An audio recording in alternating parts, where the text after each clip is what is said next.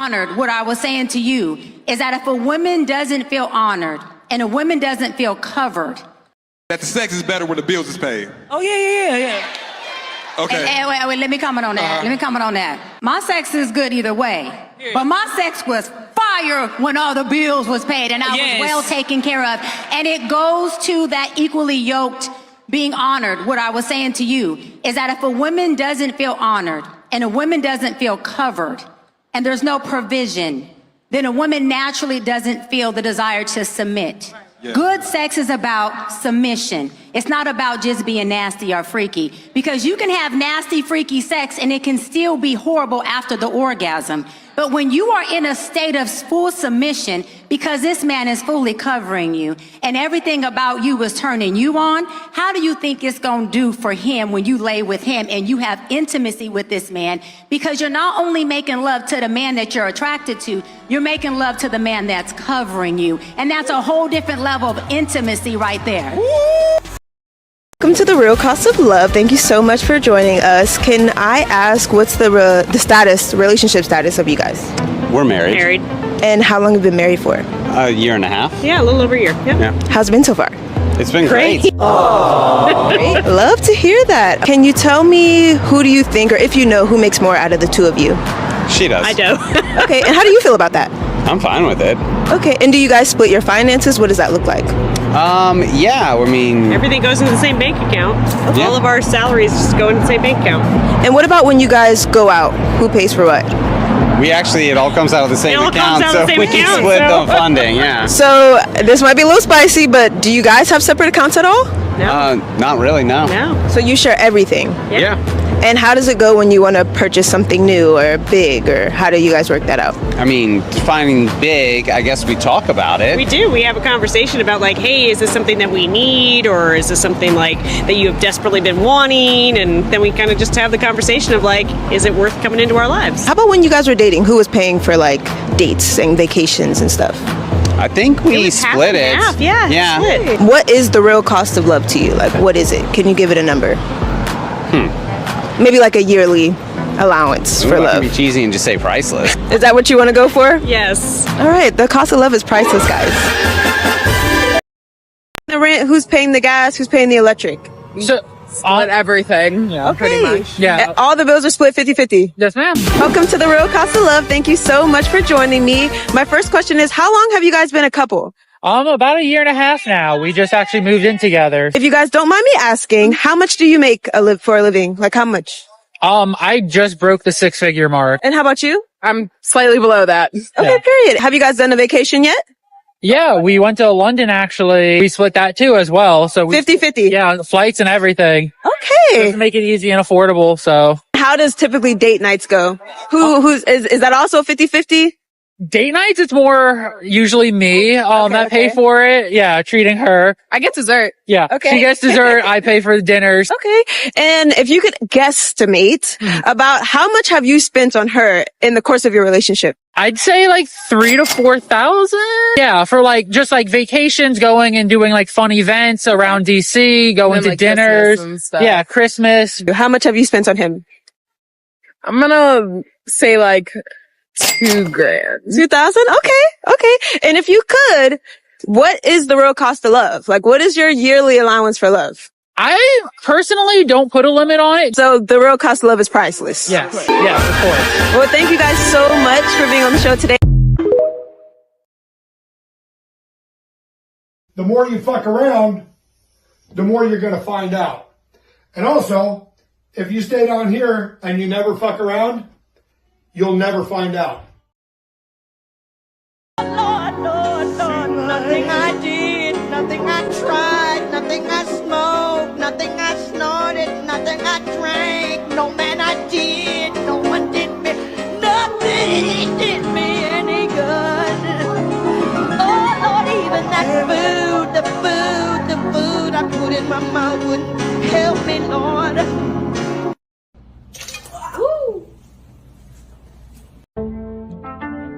You are traveling with the Hood Mystic.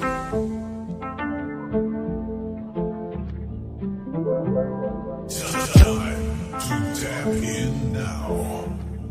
You are now tapped in with the Hood Mystic.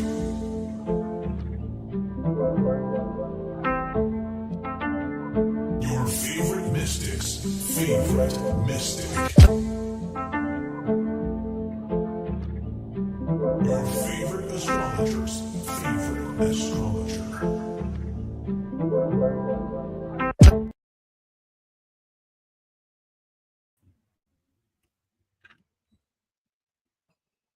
Peace to the tribe, peace to the collective, man. It's the Hood Mystic here with another video. Give me a 1 in the chat if you can hear me. Okay. But yeah, I got, when this video was starting, something had told me to look at my transit chart. And so that's actually what I'm doing. So give me 1 second. This was an interesting. I was like, this energy is hitting me pretty hard. I bet you I have some correlations with this transit, and lo and behold, the transit moon is conjunct my natal moon. So feeling the energy today, decided to do a quick little video. I took some notes because going really back to the basics with things, just taking some handwriting notes, because something about writing notes, something about like capturing the ideas that's in my mind, putting them on paper and sharing them really hit on a different level. So just trying to figure some things out with the sound. All right. How are y'all doing out there? How are y'all feeling? The title of today's show is that being a provider is not a flex. And instead of just coming straight for the necks of society, I want to give some astrological context from my observation. I've been practicing astrology since I was 15. I'm 40. So that'll give me like, I can't do the math. I went to public school, self-taught astrologer. 15 to 40, what's the math on that? 25 years of studying charts. First studied Western charts, but now I moved into more of a sidereal Vedic slant, just my personal preference. But yeah, looking at the charts, the sun and Mercury entering into Scorpio, the moon transiting the third decan of Gemini, which is actually my home decan. Sometimes when you are a guy or a man or a male or a boy or a son or a father, and you mention that you have feelings or thoughts that are contrary to what's expected of you, you are labeled as something. And in my life, family, would you believe that I've been called every name except a child of God in these 40 circulatory transits of the sun upon my natal sun? So yeah, the energy does hit me, because the reason that I even really got online for real was that I would listen to Patrice O'Neal when I was a truck driver, and I would just listen to him, and he just opened me up to so many things about life, especially being a Black man with an opinion. I mean, it's cool to go with the status quo. It's cool to go with the flow, to do things the way that everybody wants you to do them.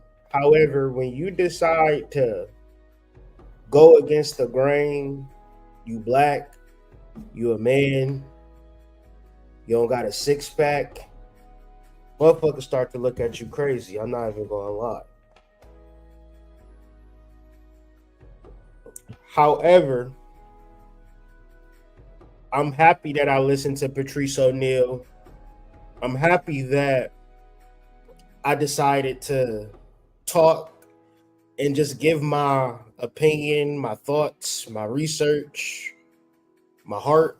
You know what I mean? I'm happy I did that because it opened up a whole lot of opportunity for me in ways that I never could imagine. So when we talk about this conversation today, I'm going to do a little zigging. I'm going to do a little zagging. I'm going to do a little rendezvous, meet you around to skibbity doo, I just caught you type shit. No, but for real though, I'm gonna be for real today. I'm real every day, but I feel like sometimes people have a hard time with looking at a black man as a human being with emotions, feelings, and thoughts that are contrary to yours, and they don't need to be argued. They don't need to be saying, well, hood, studies have shown, I've done some research on this. Sometimes the way that we listen to everybody else, sometimes we just got to listen to our men, our males, our boys, our fathers, our sons, our uncles. Sometimes we just have to listen to them, love them, and accept them for their experience. When we start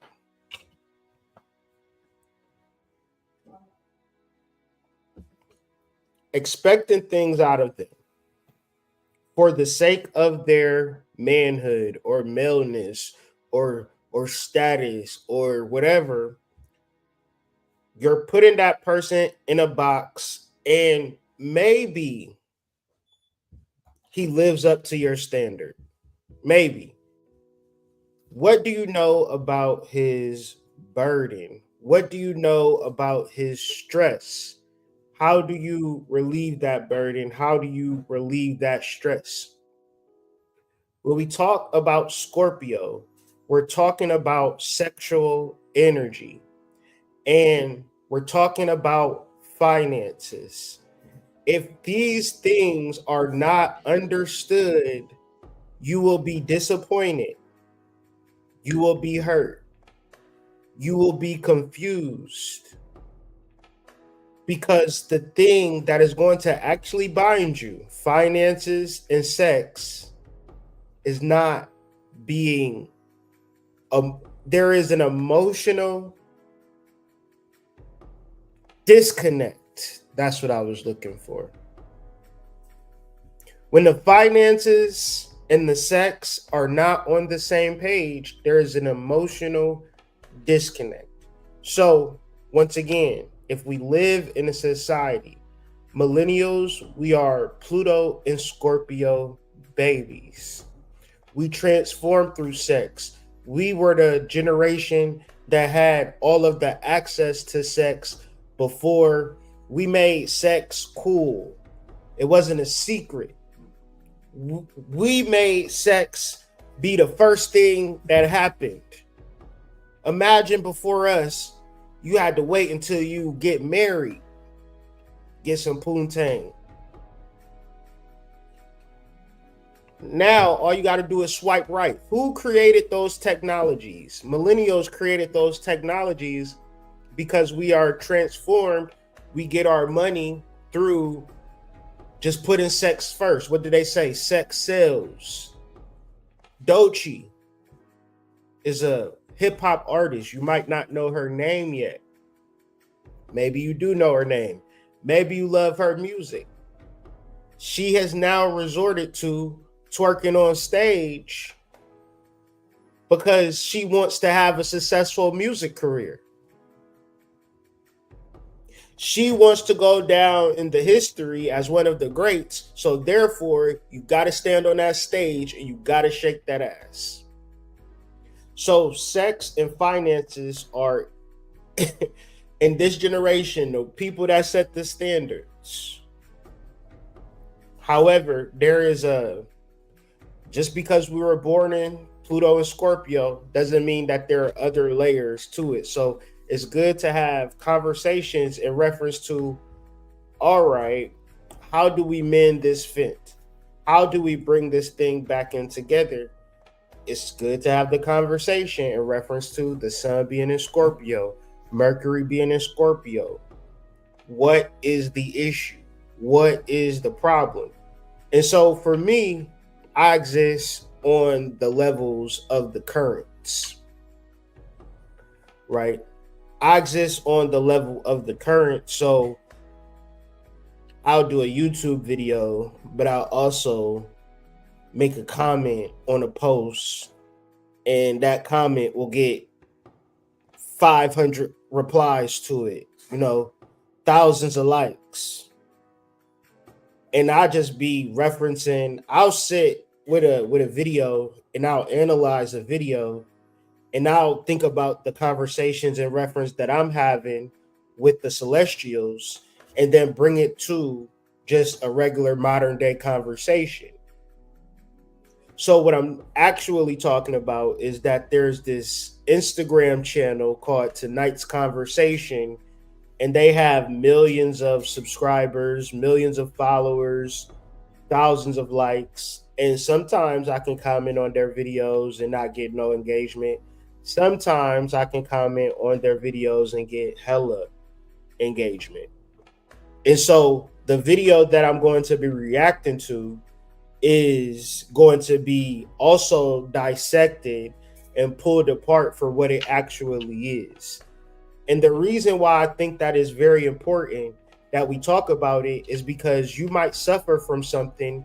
You might hate men and not even know that you hate men. Or maybe you hate men in general and you want the world to know you hate men.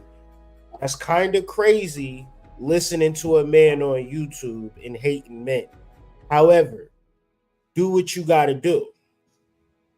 But for those of us who, even men suffer from covert misandry, because the number one killer of black men, ladies and gentlemen, drum roll please, is black men. So please, and this is the problem. This is why my moon is in the third decan of Gemini. Because when I start talking about a section of things, that don't mean that I hate you. This isn't back and forth, teeter totter. This is sit down, relax, and try to understand something. Because if you suffer from covert misandry and you're a man, you hate yourself. Let's start there. If you suffer from covert misandry and you single, but you want to have a husband and a family someday, and you hate men secretly or hidden, how are you going to have that and it live in the bliss that it's supposed to? Because we can't address hidden things. So when we look at the sun in Scorpio, we're talking about things that are hidden, things that are related to sex, things that are what I like to call the safe. So the safe is not out in the open, the safe is hidden. And once you go into those different rooms, go to the back wall corner, and there goes the safe. You open that safe, it's a treasure. So if a human being can sit and listen to this video and say, God damn, I hate men, that is crazy. That's wild. Let me journal about that. Let me get so clear on that, because when you watch this video that I'm going to be reacting to, it's not being presented as you hate men. But if the standard is overburden, lack of support, lack of empathy, then in essence, it is covert misandry. A lot of people have sons that don't have support, don't have the love, don't have the attention. And I know, like, okay, just a video on YouTube, but if you was to scale back, if you was to go to gunmemorial.org, something like that,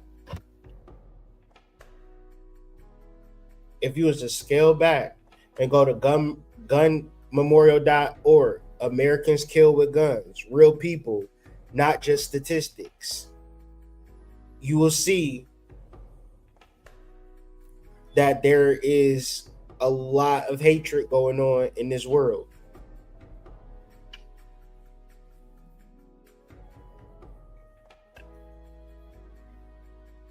And sometimes I go to that website just to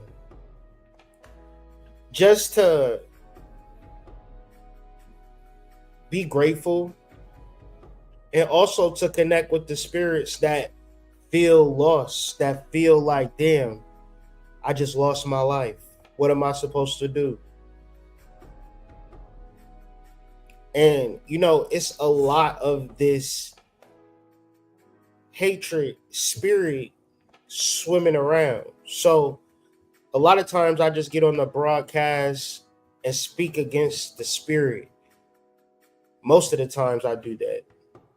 And if that spirit is within you, seek to exercise that spirit out of you. If you see that spirit in somebody that you love, tell them about this video.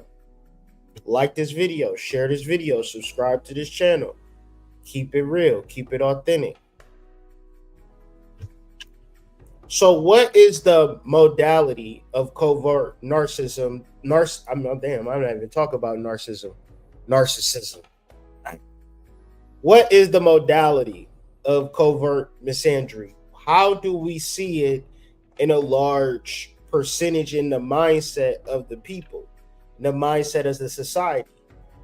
We see it through sole providership, wanting a man to be a sole provider.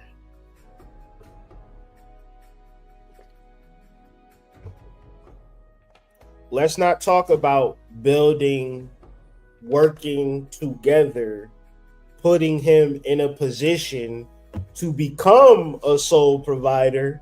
No, let's not talk about that. One's in the chat. The grease is sizzling.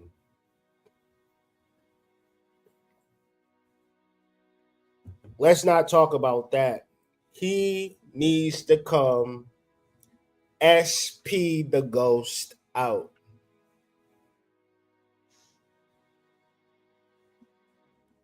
So what is covert misandry? When a large majority says they want a sole providership, they're not also saying that I also empathize with this sole provider's emotions. I empathize with the pressure that he feels to support us at this level. I empathize with his fear that maybe he won't be able to keep up with whatever I'm expecting him of. I empathize with his ability to show up day in, day out, and not be burnt out and not have support. I also empathize that if he is not a sole provider, that is not indicative of his wealth to me and his family. Covert misandry is not saying that a man cannot be a sole provider.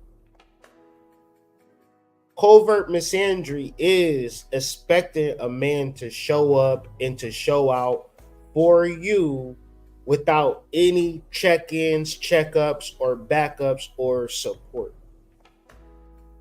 And then covert misandry will then utilize false biblical structures to make an argument that's not even in the text.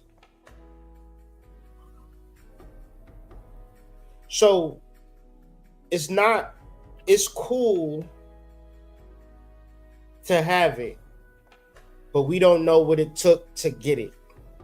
So therefore, our baseline, this is for people who never had the conversation. So if you already know this, agree, disagree in the comments, in the chat, let me know. Because I can be completely ignorant to the schematics. Because on one level, when I make my comment on the Instagram post, people are just saying, I know this person, that person, this person, that person, and they all are stay-at-home wives. They all don't work.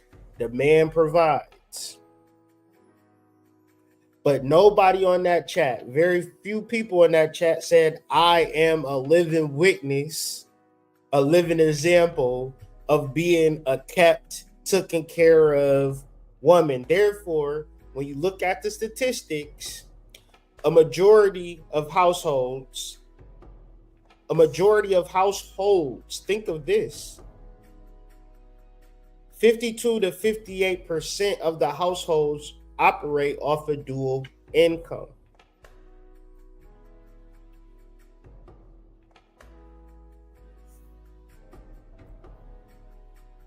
And when you do the other statistics of I don't need you, I can do it by myself, single parent households earn 36% of the income of a dual parent household. So I only care about the kids. I'm putting the kids first. In a single parent household is not going with the statistics.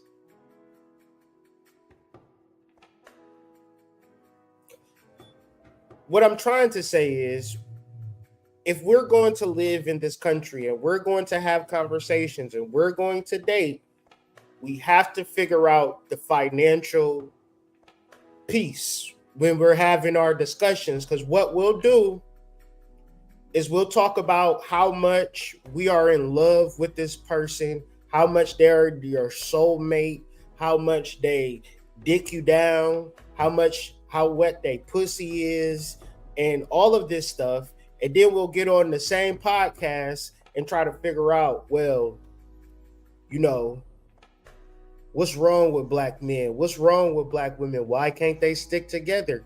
Because they refuse to come together financially. They refuse to come together financially. They refuse to have the conversation on what does it look like. Not my 100,000 and your 100,000. Maybe it's my 30 and your 30. My 30 and your 30 is now 60. If we paying $1,200 a month for rent or $2,000 a month for rent, that breaks down to $24K, right? So we can swing $24K, and that gives us what? $35K left. What we going to do with that $35K? If y'all can come to these real life conversations, it's going to be harder for the relationship to end. It's going to be harder for your child to come up in a broken household. But if your man is telling you, all right, what's up? What you going to do? And you going to be like, oh, I thought you loved me. Oh, you just don't love me no more. There is a reality called a financial burden. In a relationship refers to a situation where one partner feels significant stress or pressure due to their own partner's financial situation. Covert misandry. I wrote it in my notes for some reason. We're not talking about narcissism. I had to Google this word. Covert misandry is not thinking how a man feel as a sole provider. Covert misandry is not having the tools nor the skills to formulate a solution for an overwhelmed and overburdened man. Secretly or hidden, you hate that man if you look at that man and struggle and say, I don't know how to help him. I don't know what to do.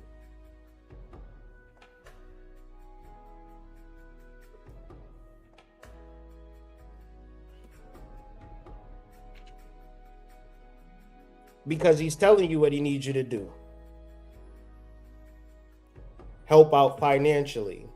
If it's $20, $100, $300, whatever is going to help him out, that is the solution.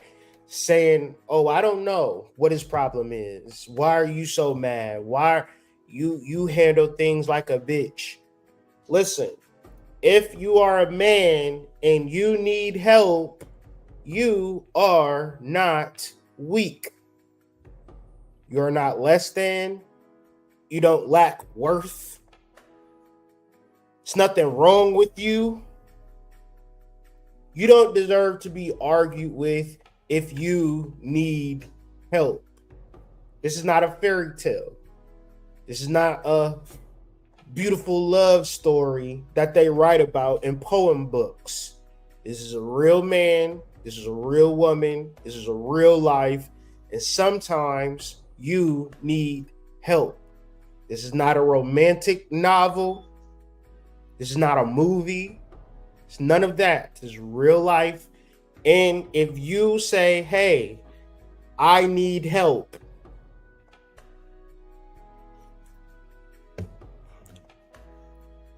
another level is it should already be systems in place. It should already be fundamentals in place that ensure that you don't even have to get to that point where you say that you need help. You should already be vetting and deciding if this person can and will help you, not if you're in a crunch. Because that should go without saying. That person should help you on a daily basis.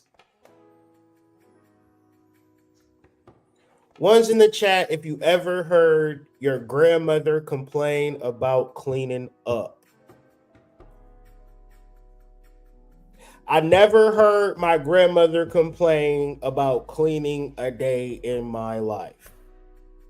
My mama, yeah.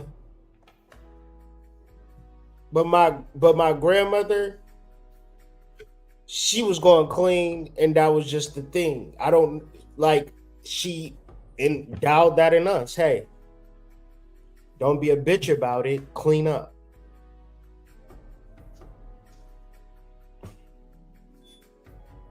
The meal was there. Kyrie, come downstairs and get something to eat. So when we talk about cooking and cleaning, are we talking about anything that's real?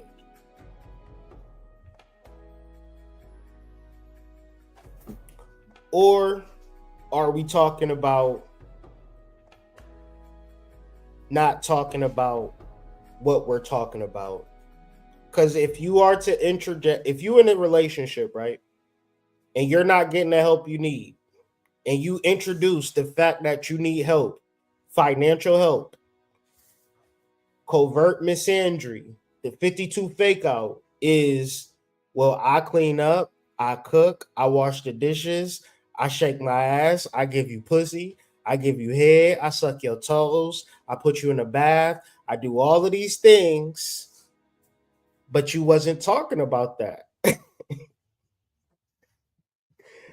You wasn't talking about that.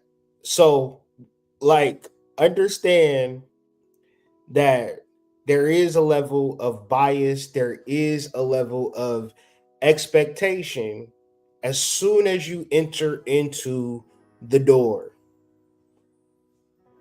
And if you don't have a conversation to discern if this human being views you as a human being, you might be in a situation long term. Listen, I'm having all of these conversations with a person that's going to go into a relationship dick first. Dick first, dick last, dick third, dick second, dick 57th. It's just dick, dick, dick, dick, dick, dick, dick, dick, dick, dick, dick. Y'all never seen a man like that before? Ladies, have y'all ever met a guy and his whole shit was dick? Tell me I'm tripping. Y'all never met a dude like that. What you want for dinner? Actually, I ain't hungry. I already ate. You want to see a movie? Nah, I don't really like going to the movies that much. Well, what you like to do? Shit, you can come to my crib, you know. Watch some Netflix or something. Shit, just come through. A nigga can play himself into a whole marriage family being a nigga trying to get some ass, is what I'm trying to say. So, if you don't want to deal with this, if you don't want to be overburdened, if you want somebody to work with you, if you want somebody to see you, it's up to you. Because it's going to be very easy to it's going to be super easy if you work yourself up to a certain level, get a certain type of job, get some money, and now the girls like you. Now you really in the game to get played. What do they do at a game? They play, baby. What you in? You in the game. What's about to happen? You finna get played. You finna get overwhelmed. You finna get overburdened. And then you gonna feel like this is what God wants for me. So let me get into this video. And I'm gonna break it down as she's saying what she is saying. And then I'm going to play 2 other videos that contrary to this, and then just kind of leave with my final thoughts to the whole shebang boing. When the bills is paid. Oh, yeah. Okay. Wait, let me comment on that. Let me comment on that. My sex is good either way, but my sex was fire when all the bills was paid, and wait, let me comment on that. Let me comment on that. My sex is good either way, but my sex was fire when all the bills was paid, and I was. My sex was fire when all the bills was paid, but my sex was good either way.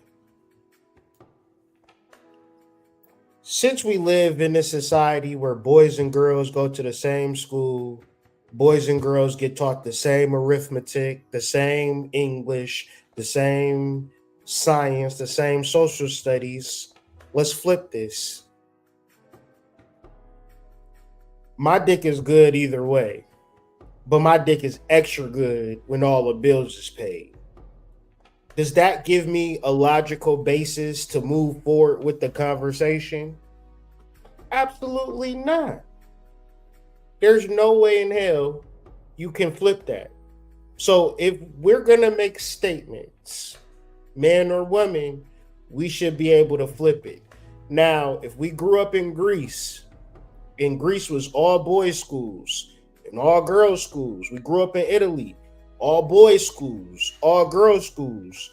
Maybe we wouldn't even be having these fucking problems. But since we go in the same boy-girl school, boys on this side, girls on this side, when we go to the bathroom, that's our only separation. That's another conversation. You send your kids to school with boys and girls, but they go to a different bathroom. Why are they in the same classroom? make it make sense.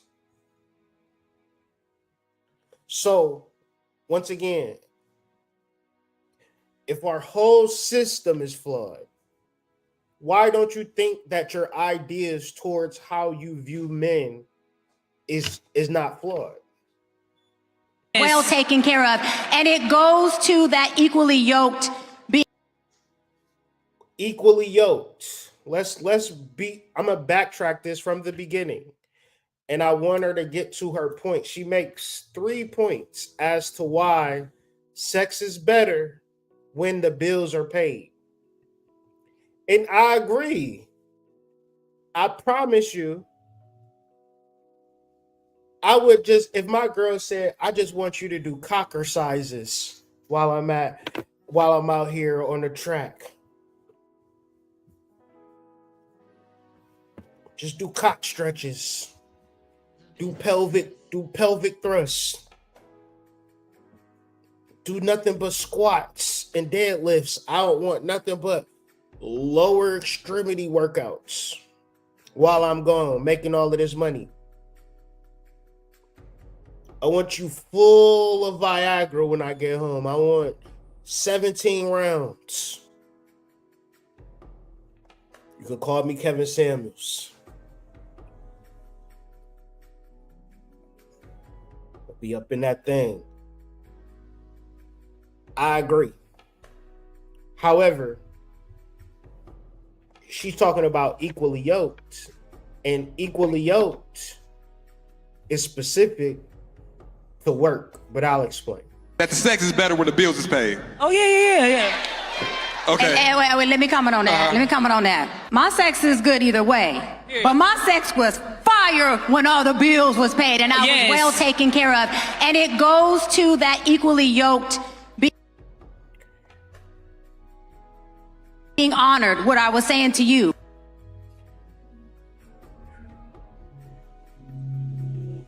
So what is equally yoked? Hold on, man. She said, I want us to fully grasp the shit talking that's taking place. Being well taken care of and being equally yoked is her being honored. What does she mean when she says she is equally yoked? Taken care of. And it goes to that equally yoked being honored. What I was saying to you is that if a woman doesn't feel honored and a woman doesn't feel covered. We'll get to covering in a second. But basically, being equally yoked is when you feel honored.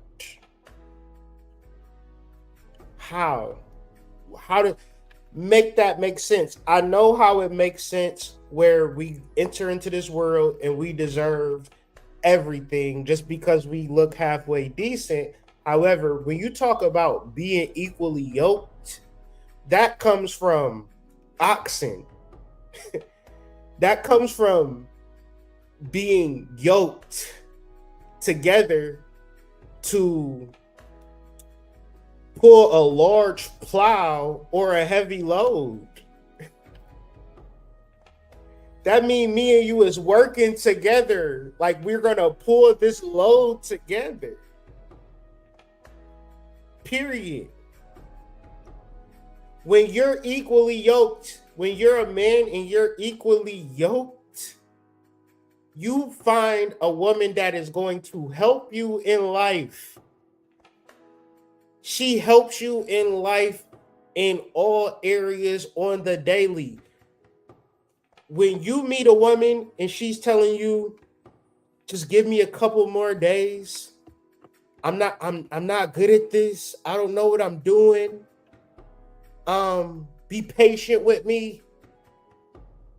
Be patient with me. Then y'all are not equally yoked. If life is easier with this person because this person is helping you in so many ways, y'all are equally yoked.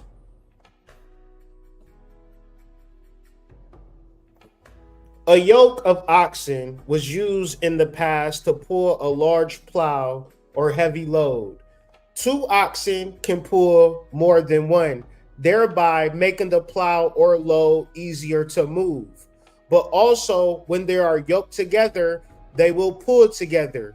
The yoke keeps them in sync with each other, so one does not pull faster than the other. If they do not pull at the same pace, the load will become off balance. Baby, can you be patient with me? Baby, I just need time. Baby, I hear what you're saying, but I got this to do. I got that to do. I'm just so busy with what I got going on. How is the load being pulled, my boy? By yourself. So you are overburdened, overworked, and you have the symbol of being the sole provider. All of the oxen in the other fields is 2 goddamn oxen pulling the load, working together, and you are the sole provider. Tell me how that is a flex. In what world is it a flex if we're talking biblical? If we're talking God? Who is this woman's God? I want to figure out. Equally yoked is not being honored. Equally yoked is not being in a relationship that feels so good.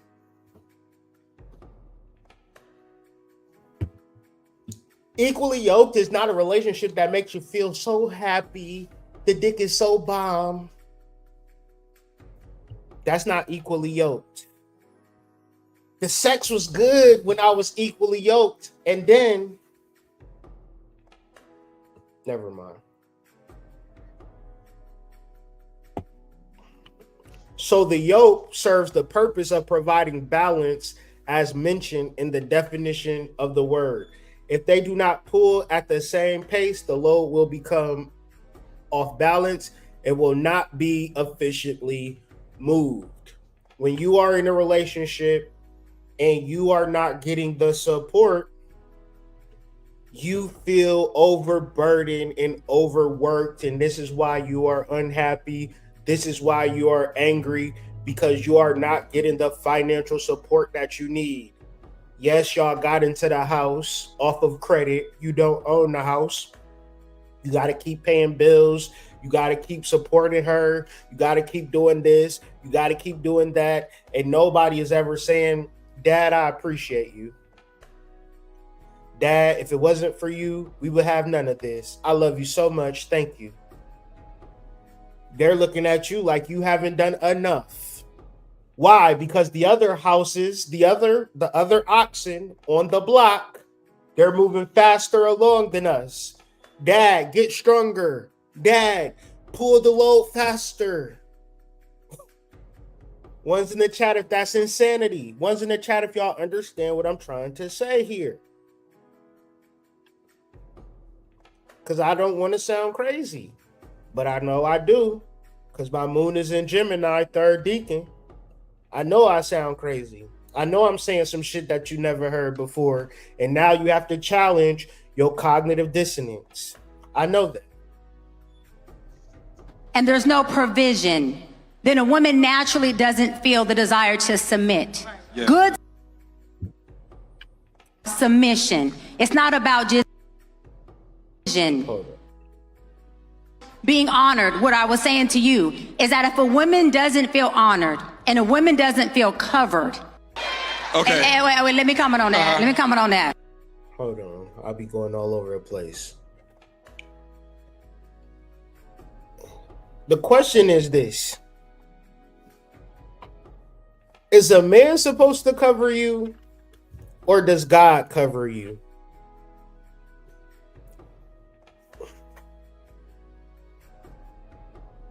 Is your soul supposed to cover you, or is some stranger that you met on Tinder supposed to cover you?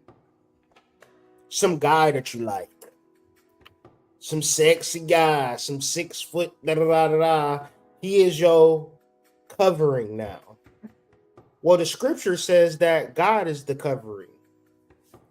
God is your spiritual protection. Your soul is that you need to be in a covenant with your soul. The Bible is metaphysical, as into your relationship with your soul. Everything else around you is just a reflection of how you feel about yourself. But yourself, with a capital S, is your soul.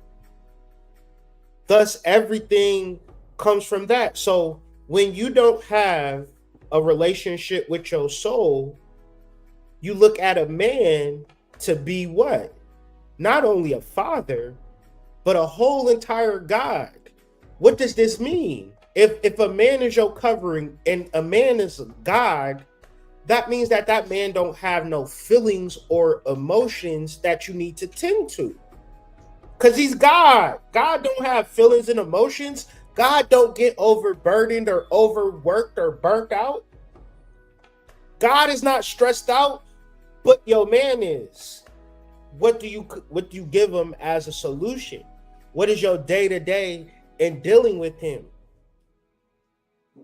What have you learned in being his healer? What massage techniques have you learned? How do you relieve this man's stress when he come home after a hard day of work?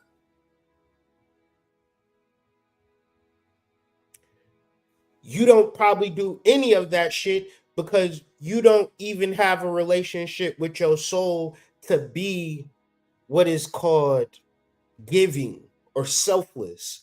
So my basis is understanding that my soul loves me infinitely. Therefore, I can love other people in that same way, because my soul didn't have a specific reason. My soul didn't look at me and say, "Ooh, nigga, you sexy as hell. Let me give you some love." No, humans do that. My soul didn't say, "Ooh, nigga, you broke as hell with them dirty ass jeans. I can't love you now." No, humans do that. So therefore, when you begin to love people and you are in a relationship and you feel that person judging you, you cannot even be in the bliss and love that God has for you. You don't even know. The sad part is, for a lot of men, they don't know what it feels like to be loved, because they accept being overworked and overburdened because they become a god in a woman's life. And she said, "I want a man to cover me." No, you don't. A man can't cover you. What are you even talking about? Paying all your bills. Okay, cool. But that's called paying all your bills. It's not let's be clear about this shit. Don't say you want a man's covering, but then say, you know what I mean, though. Pay all my bills. No, pay all your bills. Fine. I can either do that or I can't do that. But when you make a conversation and say, "I need God's covering, I need a man's covering, and we're equally yoked," you're now taking biblical terms and superimposing them on a nigger that you met on Tinder. That's pretty disgusting, if you ask me. Sex is good either way, but my sex was fire when all the bills was paid and I was well taken care of. And it goes to that equally yoked, being honored. What I was saying to you is that if a woman doesn't feel honored and a woman doesn't feel covered and there's no provision. What is provision? Is provision paying all your bills? Because then say that. Because provision is the foresight and prudence and care. And I know a lot of men that excel at helping you be a better person through giving you instructions. Once again, nigga, don't tell me what to do. Nigga, don't tell me, hey, when you are in a relationship with a woman and y'all are on the outs, meaning that y'all are about to break up, y'all are separating, that's when provision comes in for a lot of guys. Hey, don't do that. Hey, we should do this. Hey, we should blah, blah, blah. At that point, it's like, don't tell me what to do. And this is where you break a man at, when he sees the direction that you're going and you go in your own direction, and you break him, right? And then it's like, damn, he don't even like me no more. He don't even want to talk to me no more. But you said that you wanted a man that was going to give you provision. What is provision? Provision is foresight, prudence, care.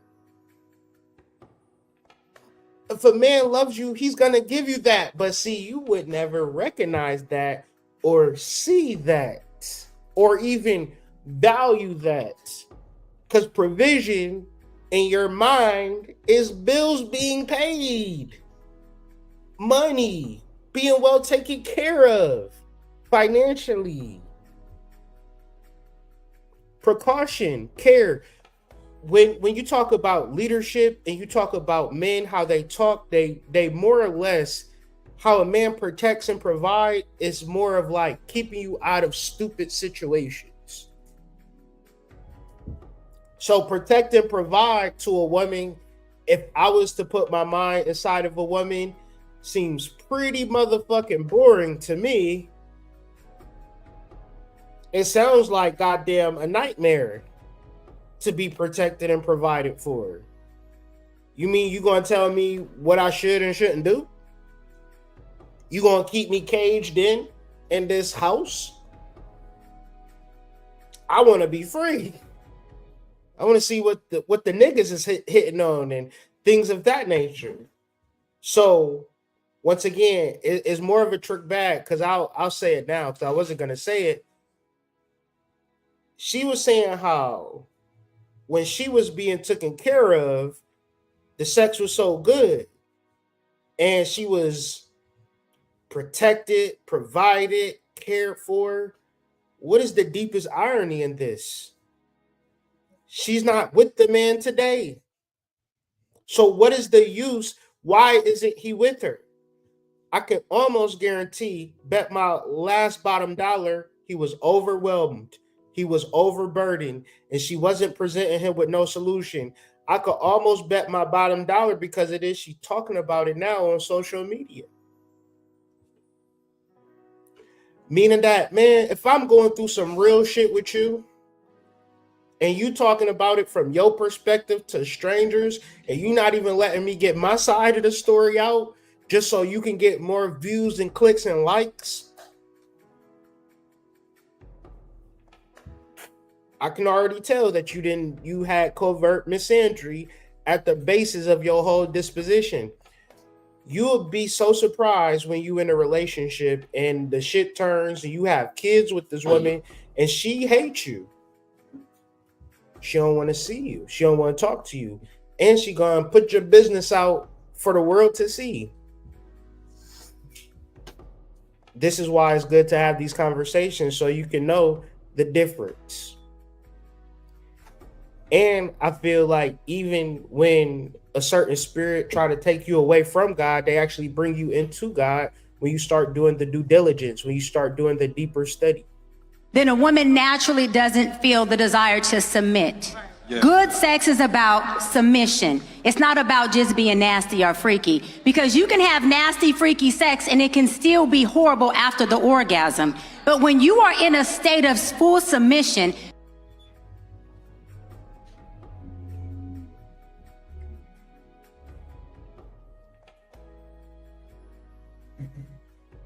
submit yourselves therefore to God. Resist the devil and he will flee for you. Wives, submit to your own husbands as to the Lord. Meaning that don't just submit to this man, submit to God too. Right? Nothing in the Bible is saying God wants you to be submissive to a man. God wants you to be submissive to him. God wants you to be submissive to the spirit so you can hear spirit and act according to spirit. Just so happens, spirit might say, treat your man better. Love on your man a little deeper. Maybe he tell you something completely different. But the Bible does not instruct women to be submissive to men. The Bible instructs women to be submissive to God. How are you submissive to a man, having sex with a man, talking about freaky sex with a man and submitting to a man, and you haven't submitted to God yet? If you had submitted to God, you wouldn't be having freaky sex with that man. I can almost guarantee. But since we're going to juxtapose the Bible and put it on the latest, greatest man with a six-pack, and we're not even going to understand what the Bible is even talking about, we can sit in front of an audience of millions and send them down the wrong direction, send them down the wrong path. You're going to submit to a man, you're going to submit to a demon. Whenever you submit to a man, you're submitting to some form of a demon. And of course, he's going to give you that love, whatever. But if that man is not instructing you to submit to your soul, he's sending you down the wrong way. He got shit for you to do, I bet. I bet you got a lot of shit for you to do. And all that shit you're going to do, you're going to be crashing out. Submit to God within, have intuition, and do the best thing for your family. Do the best thing for yourself. Submit to God, Job 22:21 through 25. Not submit to your husband. Not submit to a nigga who got some good dick. The Bible don't say that, y'all. The Bible says submit to God and you will have peace, then things will go well for you. That's what the Bible says. Listen to his instructions and store them in your heart. It's not talking about a man.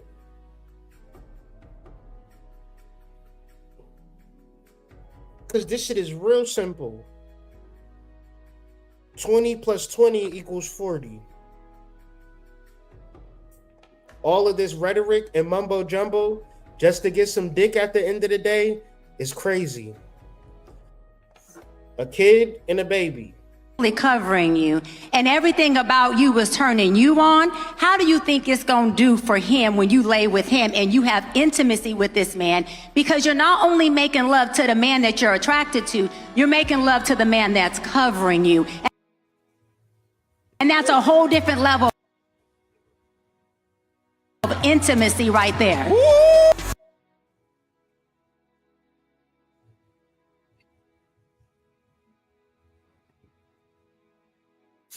The rent, who's paying the gas, who's paying the electric? So, On everything. Yeah, okay. pretty much. Yeah. All the bills are split 50-50. Yes, ma'am. Welcome to the... What's the problem with that?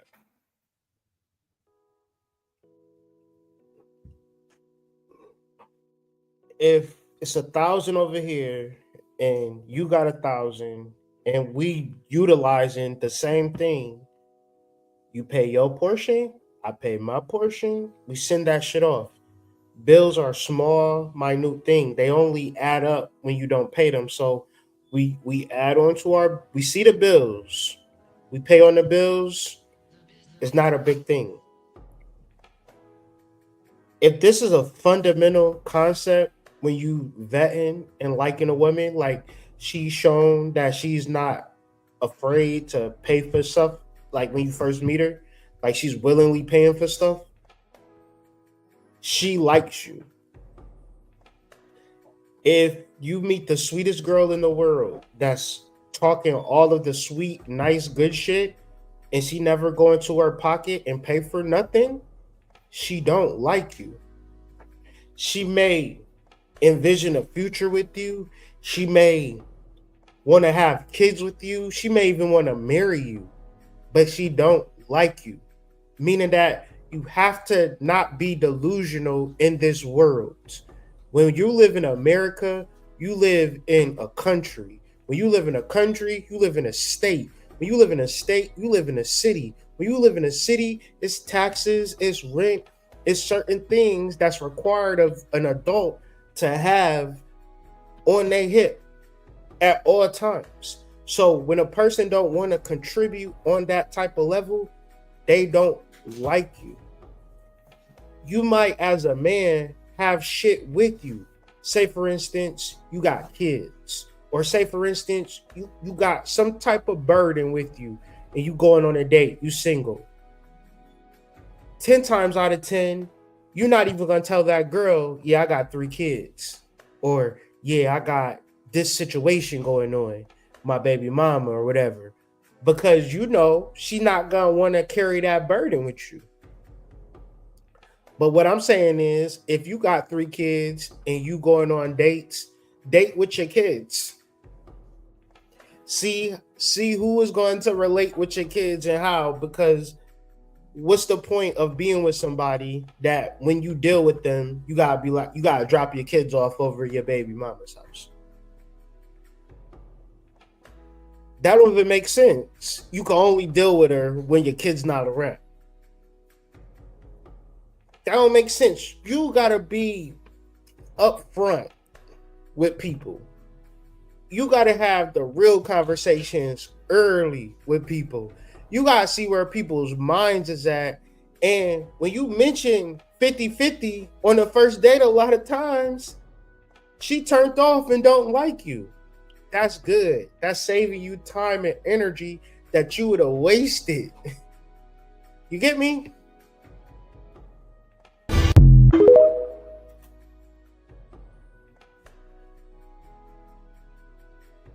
So welcome to the Real Cost of Love. Thank you so much for joining us. Can I ask what's the relationship status of you guys? We're married. Married. And how long have you been married for? A year and a half. Yeah, a little over a year. Yeah. How's it been so far? It's been great. Great. Love to hear that. Can you tell me who do you think, or if you know, who makes more out of the two of you? She does. I do. Okay, and how do you feel about that? I'm fine with it. Okay, and do you guys split your finances? What does that look like? I wish you would have said, ever since she paid all the bills, the dick been amazing. I've been giving her some good dick ever since she started paying all the bills. But you can see, like, I'm gonna try to get into more of the white dating culture because they seem to have something figured out. You know what I mean? Like, shit. I feel like people will be like, oh, we are under the white man's relationship structure and it's destroying us. And I'm like, no, because if we was under the white people relationship structure, I feel like we would be further because they just live normal lives. I don't see these two people and be like, man, these two motherfuckers is madly in love. I look at these two people and say, damn, they really got each other's back and they really down for each other in a real way. And maybe they don't have the romance, the love, or the emotion. But at the end of the day, I don't feel that you need all of that to have a successful relationship. You don't gotta meet somebody and stars shoot out the sky and all of this shit. Like, you could just be with somebody that look halfway decent. You look halfway decent. All right, let's go put all our money into the same pot. Oh, now you got a beautiful, brilliant relationship. You got some shit that'll stand the test of time. Because I promise you, you going to be in a relationship with somebody that's going to call you the motherfucking soulmate, twin flame soulmate. I fell in love with you in a past life, and I had a dream about making love to you when we were 70 years old. But you asked her for $20. She's gonna look at you like you crazy.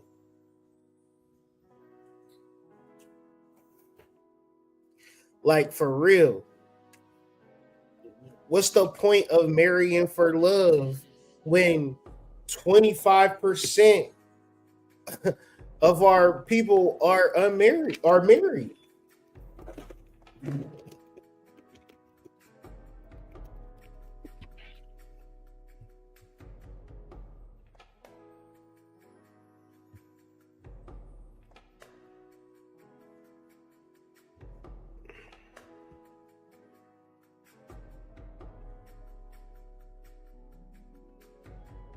31% of Black adults are married. We are children. 36% of Black men are married. 29% of Black women are married.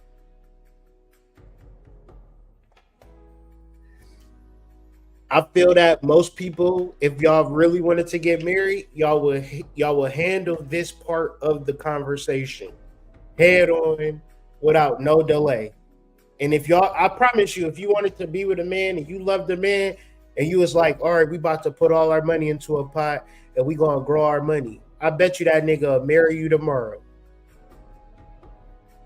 If you've been with a nigga for so long and he ain't never married you, you probably just don't connect to him on the scorpionic level. Maybe sexually, maybe mentally, but you ain't never said, let's put all our money on the same table and let's conquer the world together. This is why Black people as a whole are outside of this bubble, because we marrying for love and likes and sexiness and six packs and you gotta be a thug and all of this weird shit. In real life, you ain't about to just marry, you ain't just about to get no girl and you just a regular nigga. I mean, we talking about this on YouTube, fine, but I dare you to go to a random girl and tell her, yeah, let's go half on everything and conquer the world. She gonna look at you like, nigga, if you're not paying all my bills, get the fuck out of my face. I'm waiting. In our community, according to the statistics, people would rather be single than work together. Yeah, I mean, everything goes in the same bank account. Yeah. All of our salaries just go in the same bank account. And what about when you guys go out? Who pays for what? it all comes out of the same account, so we split the funding, yeah. So this might be a little spicy, but do you guys have separate accounts at all? No. Not really, no. No. So you share everything? Yeah. And how does it go when you want to purchase something new or big, or how do you? I could almost bet they say that they're going to talk about it. And I promise you, when you are trying to establish a relationship and meet people and generate a relationship, this might sound ironic, but the hardest thing that you're going to ever have to do is to be able to talk. Because the symbolism and the expectation of you being a certain way is so powerful and so palpable that all a man is thinking of doing is performing, especially Black men. They're focused on performing. So you can get a guy that likes you. All he's going to do is try to perform to keep you. He's not even going to want to talk, for real. But if he's not able to keep up with the aesthetics or the Joneses, he might ghost your ass. Or if he feel like you too much of a burden, he'll just disappear. Because we don't have the ability to do what they're about to say that they do when it's something to address. You guys work that out. I mean, defining big, I guess we talk about it. We do. We have. I mean, we should be able to sit down and talk and talk and talk and talk and talk and talk. This is our lives that we're talking about. But if you're looking for an aesthetic, you're looking for a vibe, an energy, an emotion, you won't be in front of a bank talking about getting married. You will be at child support, at the clinic. You'll be fucking trying to fit at the welfare line, at the WIC office, because you are going off of vibes. You're going off of energy.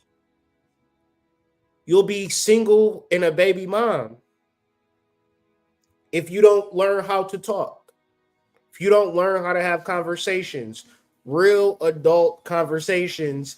And there is not a man on this fucking earth that's not going to drop to his knees and marry you if you are serious about finances. It's not a man. But go ahead and keep living in la la wonderland, glory land, hoping that a man falls in love with your aesthetic. Imagine a nigga going, oh my God, did you see that girl's lashes? Did you see that girl's lace front? Her whole aesthetic has sent me into a whole nother vibration, bro. Dog, her aesthetic is just so crazy. I'm just so in love with her aesthetic. No, men are waiting for a woman like the woman that's standing next to this nigga right here in front of us. This nigga have lucked up and found a treasure trove. Because trust me, she not the best looking woman out the bunch. They say men are visual. No, the fuck we're not. Men are whatever you program him to be. But at the same time, if men are a human being, they want help. They want to have a functional conversation with the person that they're going to spend their whole entire lives with. They want to trust you mentally. They want to trust you emotionally. They want to be able to work with you, and so you could be autonomous. They want you to be free to do whatever you want to do and know that in your freedom, you're not going to betray him or leave him. How do you even know that this girl is not on that type of time when she put all of her money in the same spot? Because at that point, if you leave, go ahead and leave. You met somebody that you like, go ahead and go. Your money over here, though. What you gonna do about that? You know, so if you got something in the pot, it's gonna be harder for you to just break away. But if you ain't never put your feet in the ground at all, it's a lot of relationships where there isn't no real skin in the game. But yet the girl sitting back like, this nigga ain't shit. This nigga don't do this. This nigga don't do that. This nigga don't do da-da-da-da. It's a lot of people like that. But it's like, well, let's talk about what he's going through, what he's feeling. Yeah, when he do talk about it, he just say he's stressed out, he overworked, he overburdened, and he want me to get a second job, or he want me to da-da-da-da. Well, what you do about that? I don't know. That's why I'm getting a reading, Hood. What should I do? You should listen to him and try to do what he wants you to do, because that's your husband. You let him crack that egg and get that yolk. Shout out to AD. Conversation about like, hey, is this something that we need, or is this something like that you have desperately been wanting? And then we kind of just have the conversation of like, is it worth coming into our lives? How about when you guys were dating? Who was paying for like dates and vacations and stuff? I could almost guarantee that they would have on the dates, or he'd pay one time or she'd pay the next time. To almost guarantee it. I think we split it. Half, yeah. Split. What is the real cost of love to you? Like, what is it? Can you give it a number? Maybe like a yearly allowance for love. Be cheesy and just say priceless. Is that what you want to go for? Yes. All right. The cost of love is priceless, guys.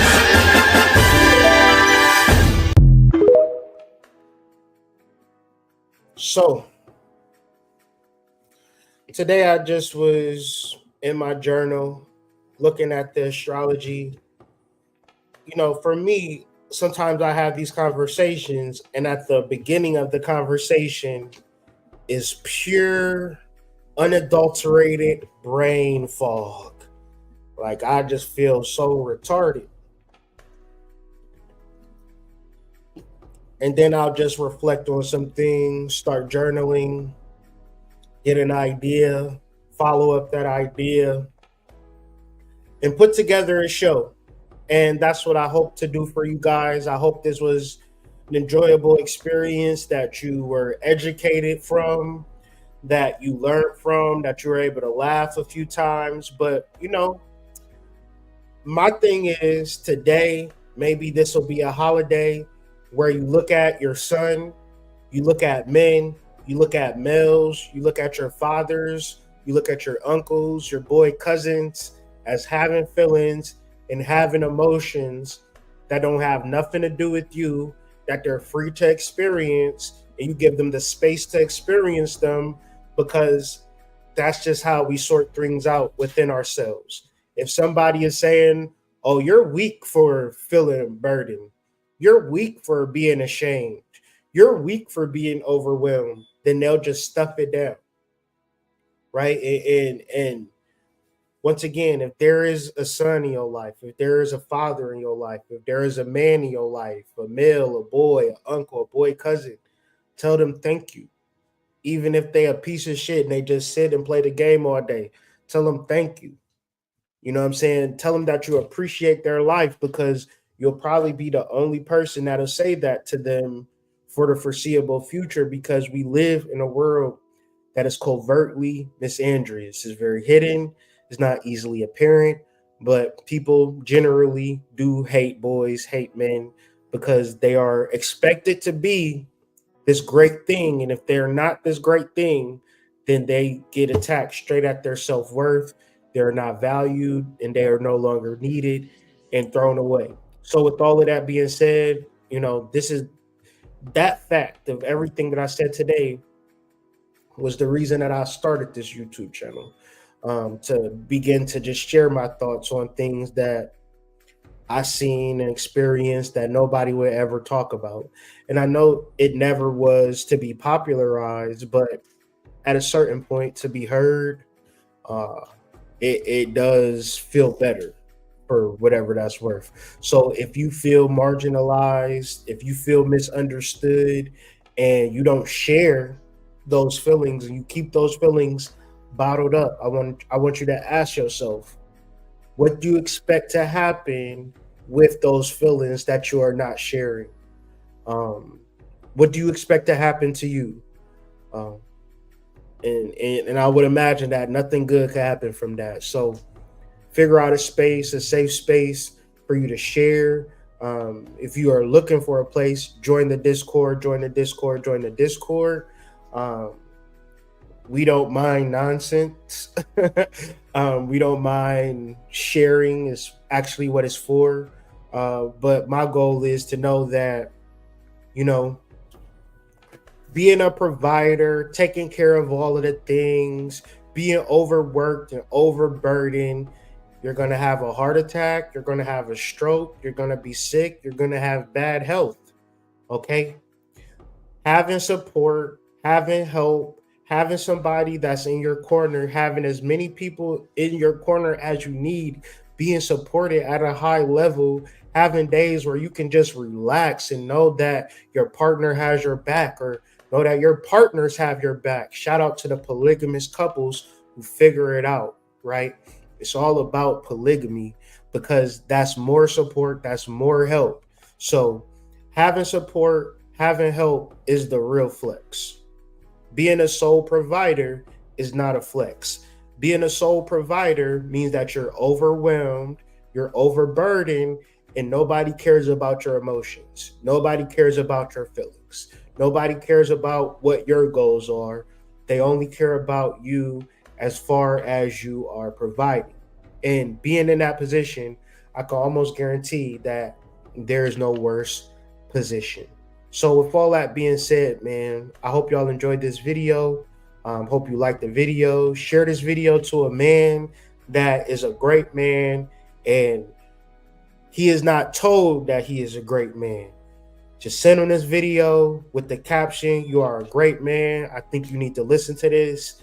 And I see you, because I'm telling you, it's so many men that are so amazing that don't get no type of support, don't get no type of help, and will just continuously be used. If you know any man like that, you just want to just give them an uplifting message for the day, send them this video, man. I'm the Hood Mystic, represent hoodmystic.com, White Rabbit site, Colombian Exchange. Tap in. No, I will see you all on the flip side. Much love from my family to yours. Peace. You are traveling with the Hood Mystic.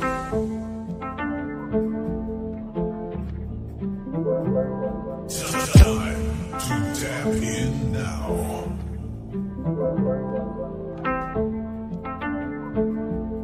You are now tapped in with the Hood Mystic.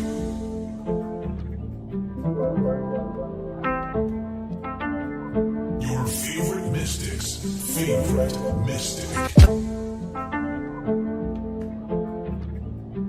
Your favorite astrologer's favorite astrologer.